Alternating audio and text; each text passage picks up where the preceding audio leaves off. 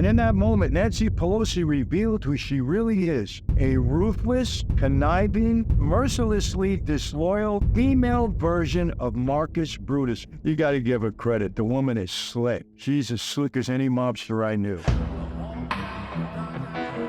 I walk in redemption.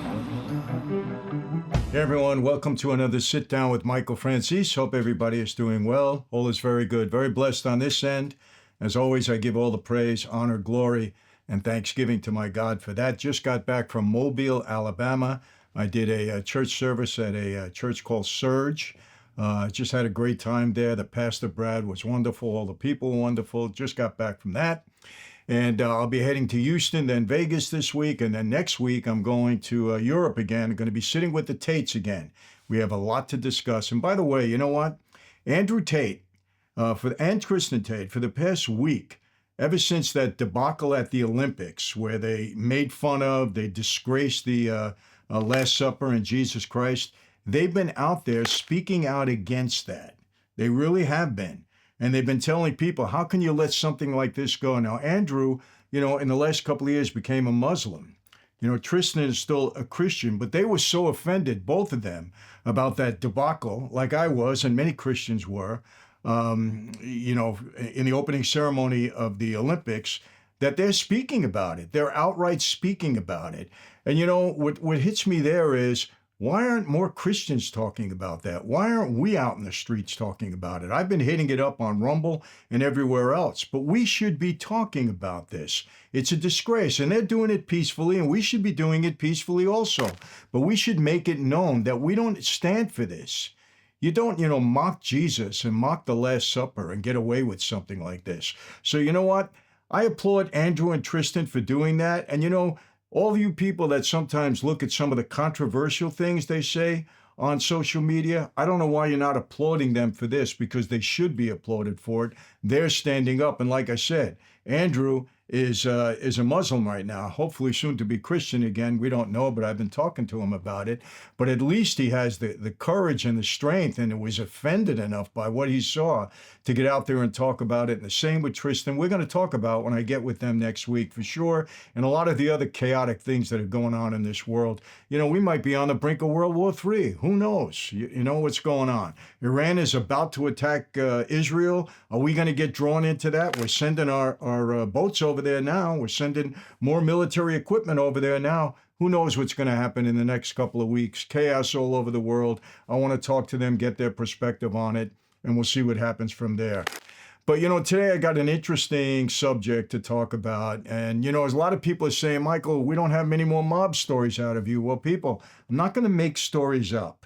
I've said so much over the past couple of years. Everything that I can remember about that life, I've told you that I can remember. Now, if something new comes up and it jogs my memory, or we hear a story about a current, happening going on, I'll gladly talk about it. And I do want to bring up this. August 11th, there is a show coming out on the History Channel, because I know a lot of you are asking, Michael, Mob Movie Monday, we want it again. Well, we ran out of movies, but there's some more coming up.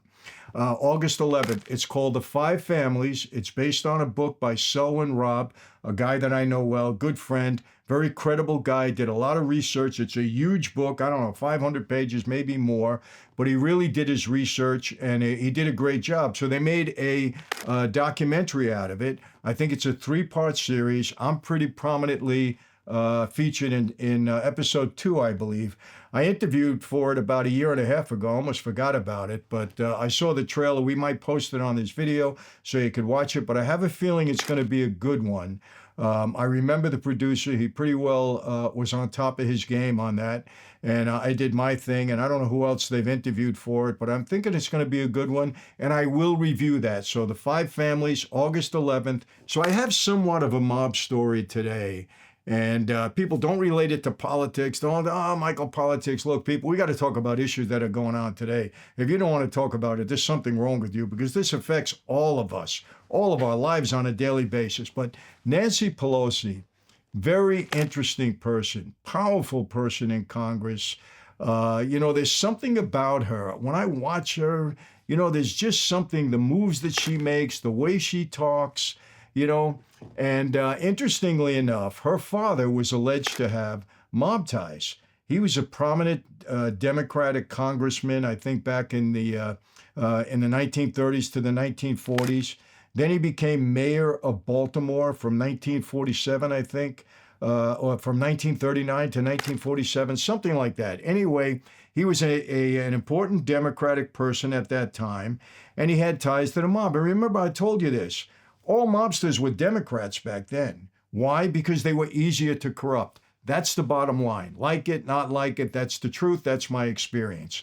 But interestingly enough, I came across an article. I want to read it for you, and then I'm going to have them post a little YouTube video that I saw as a news clipping about her father, Nancy Pelosi's father. But let me read this for you. It's very interesting. President John F. Kennedy asked the FBI to look into Speaker Pelosi's father for connections to the mob. A document that was quietly released last week confirms this. Now, this was written January 13, 2021. So this document was released on January 6th, and we know what happened on January 6th. On January 6th, the FBI quietly released documents related to Nancy Pelosi's father, Thomas D'Alessandro Jr., was investigated by the FBI in 1961 per request from President John F. Kennedy. And prior to that, the reason Kennedy asked for that is because in 1947, J. Edgar Hoover started an investigation also on D'Alessandro Jr., Pelosi's father. I think Pelosi, she was, I think, 21 at that time.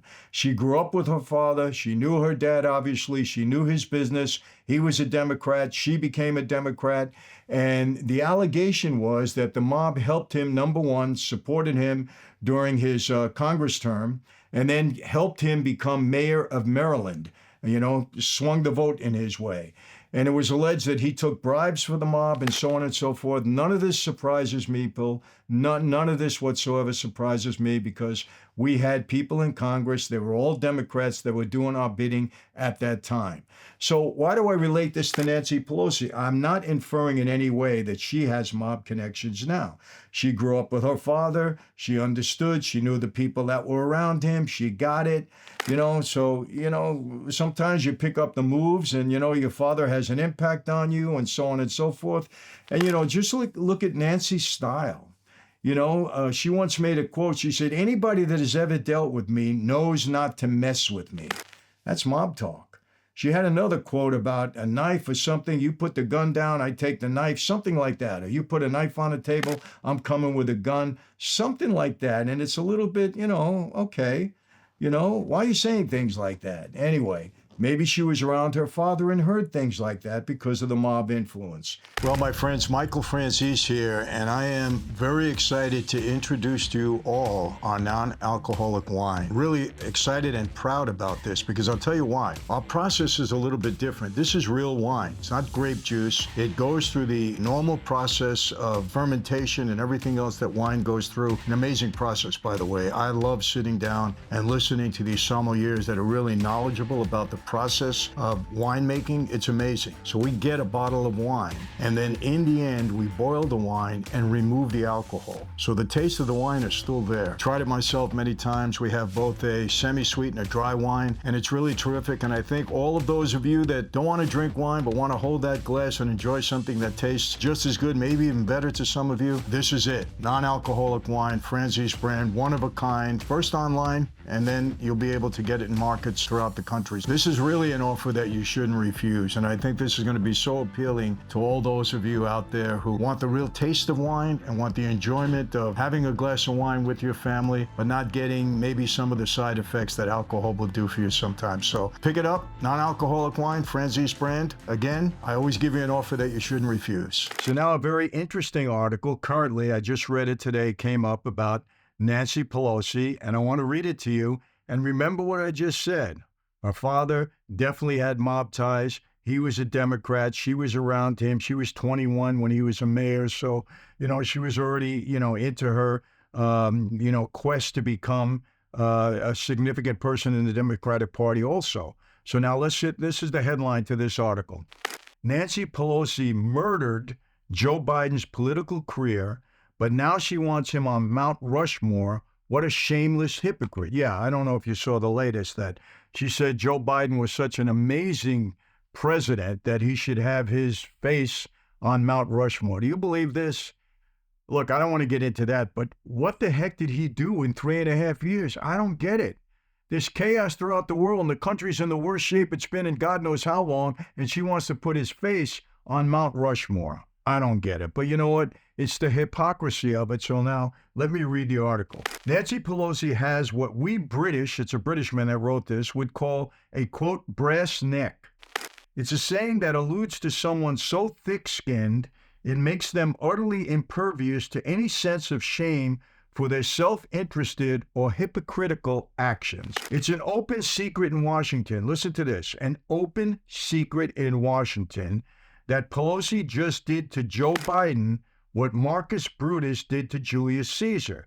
Betrayal. Of course, she didn't actually kill him. Brutus killed Caesar. She did kill his political career.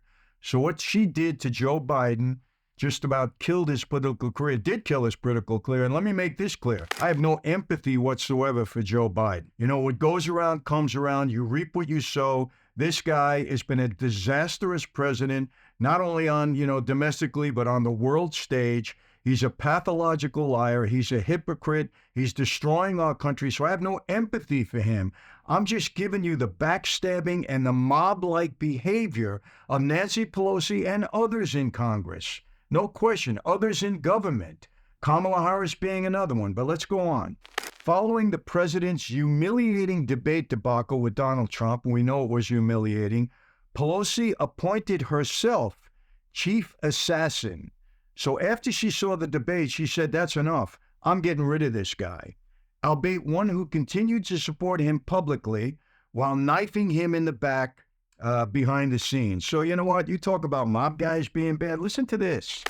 Listen to this. This is supposedly, a very ethical woman, a congresswoman. The government is so pure and they do the right thing and they take an oath, to uphold the law and to act in the best benefit of the people that they serve. Okay? And here she is backstabbing him because he was no longer of any use. And we know Joe Biden didn't want to get out. So she appointed herself because she has that much juice and control in Congress. She appointed herself to go out and get Joe Biden. So bad that he won't even talk to her. As Politico reported on July 17th, quoting one of her allies, this is one of her allies, Pelosi's allies, the speaker does not want to call on him to resign, but she will do everything in her power to make sure it happens. Doesn't it sound a lot like how they picked Joe up for 3.5 years? And how they said he was, he was perfect. He was so mentally capable. He was on top of his game when all the while Pelosi and everybody knew the guy was, falling into a state of dementia, that he wasn't qualified to run the country. But they said it's okay because they were pulling the strings on this puppet. It was okay. This is your government. This is the fine, upstanding, ethical, honest people that we put in office. And that's exactly what she did until Biden finally fell on the sword. She dropped in front of him. So she was the one that really started this. She must have got together with Obama as soon as they knew the donor money was being cut off. And they said, hey, we got to act. Because what matters in this country, what matters to them is staying in power. Wrote it in my book, Mafia Democracy. It's all about staying in power. They're making me like a prophet here. I mean, I see this I've seen it for the last 30, 40 years, ever since I was on the street. But this is what you're dealing with. You want to talk about mafia? I'm talking about it right now. This is mafia. They happen to be in control of the country. Nancy made it clear that they could do this the easy way or the hard way. Hey, that's a mob day. Hey, we can do this the easy way or the hard way. You want to listen up? What do you want to do? Okay, I'll do it any way you want. This is her talking. Any way you want. We do it easy, we do it hard. Either way, it's going to happen. So you make your choice. The media were briefed afterward, making her sound like Michael Corleone in Godfather Part 2. I wonder why they're referencing Michael Corleone. Joe Biden was forced to quit his dream job, the one he had fought so ardently to get his whole political life, and the one he never had any desire or intention of voluntarily giving up. You know what? In the mob world, we don't make people give up. We kill them, okay? She didn't kill him, but she killed his political career. This was the guy she stood up for. This was the guy she spoke about. This is the guy she supported, the guy she backed up, the guy that she lied to the entire country about. And then she stabbed him in the back when he was no longer of any use. That was it. So who's worse? Okay, so come on, man, you're talking murder, Michael. But you know what? That's the oath we took. We know that if we make a mistake or we do something, we can pay for it with our lives. But look at this. Backstabbing, destroyed his political career, no use anymore, get rid of him. These are the people that are in control of our lives. Do you believe this? By backing out of the 2024 race just 4 months before the election and 6 months before the end of his first term, Biden instantly entered the pantheon of the biggest ever presidential losers. So Nancy Pelosi caused him to be one of the biggest ever presidential losers. I'm sorry, I think he was a presidential loser, the biggest ever in my lifetime. Even before that, she only added to it. That's it. In the process, he also became a global laughingstock. You know what? This country is a global laughingstock because after getting rid of Biden, now they're going for the other laughingstock who can't put two solid words together, okay, in her word salad way. You know, we are a laughingstock, people. You got to admit it. You got to admit it. This is what we've come to here. An object of ridicule, mockery, and embarrassment that reportedly left him feeling utterly crushed.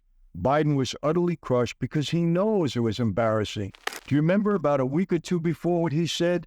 I'm going the distance unless the Lord himself came down and told me that I had to get out. Well, the Lord himself was, according to Nancy Pelosi, her. She was the self-appointed Lord or assassin to get rid of Joe Biden. And of course, she had Barack Obama's help.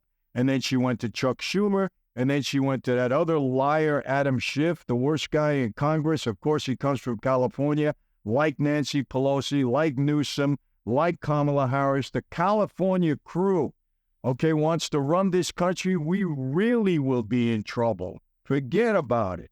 Bad trouble. Yet on Sunday, there was his assassin, Nancy Pelosi, popping up on CB News Sunday morning to call for him to be added to Mount Rushmore. Is this not the height of hypocrisy? Think about it. You stab him in the back, you get rid of him, you make him a laughingstock all around the world, and then you want to say, I want to put him on Mount Rushmore. Okay? If this isn't mobs, you know what? The mob isn't this bad. Mob, we don't do that. We take care of business, we get rid of stuff, we don't undermine people, we take care of it and get it over with and move on. This is worse. The great American stone shrine to democracy that features 60-foot faces of 4 truly great American presidents, George Washington, Thomas Jefferson, Theodore Roosevelt, and Abraham Lincoln. And you want Biden up there because you're trying to cover up for the stabbing in the back that you did? Such a consequential president of the United States, a quote from her, a Mount Rushmore kind of president of the United States. Well, what did he do, Pelosi? How come he didn't go on to say he did this? What did he do? Pelosi sighed about Biden to interviewer Leslie Stahl, who was so startled, she retorted incredulously, are you really saying that he belongs up there on Mount Rushmore? Lincoln and Joe Biden? Just think about that for a minute. Think about Abraham Lincoln, Thomas Jefferson, all of these people, George Washington, who got us through the Revolutionary War, okay, and made America America. And she's saying Joe Biden belongs up there. Is this the height of hypocrisy or what? And now they're trying to do the same with Kamala Harris, who has no record to stand on whatsoever. And it's been, I think, 14 days. She won't even talk to the press. They're afraid to put her out there. This is the basement tactic that they used on Joe Biden. Keep her away from the press. And yet this hypocrite, this mob-related hypocrite, her father, gets up there and wants to spew more garbage on all of us. But you got Teddy Roosevelt up there, and he's wonderful, Pelosi insisted. I don't say take him down, but you can add Biden. What kind of sense is this woman making? Don't take Teddy Roosevelt down. Well, thank you for that. Okay, but put Biden maybe right next to him, and maybe a list of his accomplishments underneath there, why we should put him up there. Do you want to talk about that? In fact, it would be hard to think of any female politician in American political history whose neck is made of a stronger metaphorical alloy of copper and zinc. But she always had a forked tongue. This is the reporter saying this. No, I wasn't leader of any pressure party, she said, when Stahl asked if she led the plot to topple Biden. She's lying. Well, let me say things that I didn't do. I didn't call one person. I did not call one person. I could always say to him, I never called anybody. Yeah, what did she do? Put her minions out to have them call her? You know what I mean? These are the people that are leading us. They're liars, they're frauds, they're hypocrites, they're backstabbers of their own. These are the people that are making policy for you and me and our families and our kids, our grandchildren. This is what you got. Even if you take her at her word, which I don't, this was akin to hearing the aforementioned Michael Corleone saying he never killed his mafia mob boss rivals. You remember that? What a scene that was, remember during the baptism? And, he killed all of his rivals. If Nancy Pelosi could do that, I think she would, I'll be honest with you. Technically, he didn't. He just got his people to kill them while he attended the baptism of his godchild, praising God and renouncing Satan and all his works. Wow. Think about it. Here's Nancy Pelosi saying he needs to be on Mount Rushmore. This was after she stabbed him in the back, got him out of office. This is after talking 3.5 years about how wonderful he is. So she went to wonderful, defending him because she could control him because he was a puppet, to stabbing him in the back when the donor money shot down and they figured he couldn't beat Trump, get rid of him, throw him to the wolves, 50 years of service, who cares, a colleague, doesn't matter, get rid of him, mob-style stuff, no doubt about it, no doubt about it. And now to cover that up, she wants to put him on Mount Rushmore, the most ridiculous suggestion ever, without saying one word about any of his accomplishments because he doesn't have any other than destroying the country. Pelosi continued, what I'm saying is I had confidence that the president would make the proper choice for our country after we threatened him and stabbed him in the back. She's leaving that out. Whatever that would be. And I said that whatever that is, we'll go with. Hypocrisy. You got to give her credit. The woman is slick. She's as slick as any mobster I knew. This is, as everyone knows, including Biden, is total bull, the rest. As was Pelosi's claim that she never noticed any decline in the president's abilities. Remember, she said that 3.5 years, they all lied to us. 3.5 years. How could you put these people back in office? How could you do it? They lied to us consistently about something so serious that the world was thrown in chaos as a result. People want to put them back in office? You trust them? God, mobsters wouldn't do that. No way. Not in a million years. The whole reason for your plot to get rid of him was his physical and cognitive decline laid bare so obviously in that debate. Perhaps the creepiest moment of breathtakingly disingenuous interview, this is when Pelosi did the interview with Leslie Stahl, came when Pelosi smirked after being asked how Biden feels about her now and replied, he knows I love him very much. Oh my, it's almost Shakespearean. This is mob stuff, people. I wrote the book Mafia Democracy because this is mob stuff. Classic mob stuff. I don't know who learned from who. I don't know if we on the street learned from these people or these people learned from us. But either way, this is mob tactics to the nth degree. First she loves him, then she stabs him in the back, tries to push it over, put him on Mount Rushmore, and now she says, I love Joe Biden. You just weren't useful anymore, Joe. So the hell with you. What a hypocrite. She could be a mobster. What Biden really knows is that one of his closest friends in politics, listen to this, that was Nancy Pelosi, someone he's known and worked with for over 40 years, and who, like him, is a devout Roman Catholic. How could you be a devout Roman Catholic and call for abortion in the 9th month? That's what they do. Don't let them tell you anything different. How could you be a devout Catholic and say you agree with abortion, period, but abortion in the 9th month, in the last term? That's what they believe. And Joe Biden has said it. Joe Biden has also said he encourages gender-affirming surgery and not having to tell the parents in minors. But he's a devout Catholic. So is Nancy Pelosi. Says her prayers and all that, stab in the back. Like him is a devout Roman Catholic who carries rosary beads in her pocket. Oh my God. You know what? You got to pray for Nancy Pelosi. She carries rosary beads in her pocket and a knife in the other pocket. Pounced on him in his most vulnerable moment and devoured him like a ravenous jackal feasting on the still twitching carcass of an elderly bison. That's the best way to describe it. And in that moment, Nancy Pelosi revealed who she really is, a ruthless, conniving, mercilessly disloyal female version of Marcus Brutus. Let me repeat that again. Now, this is somebody else saying this, an observer. And in that moment, Nancy Pelosi revealed who she really is. Pay attention, people. This is who they really are. A ruthless, conniving, mercilessly disloyal female version of Marcus Brutus. She revealed herself. Are you paying attention? Et tu, Brute, Caesar was said by Shakespeare at least to have remarked as his great friend led a rampaging group of senators to stick a large knife into him. There is no record yet of what Biden said as he realized his own game was up.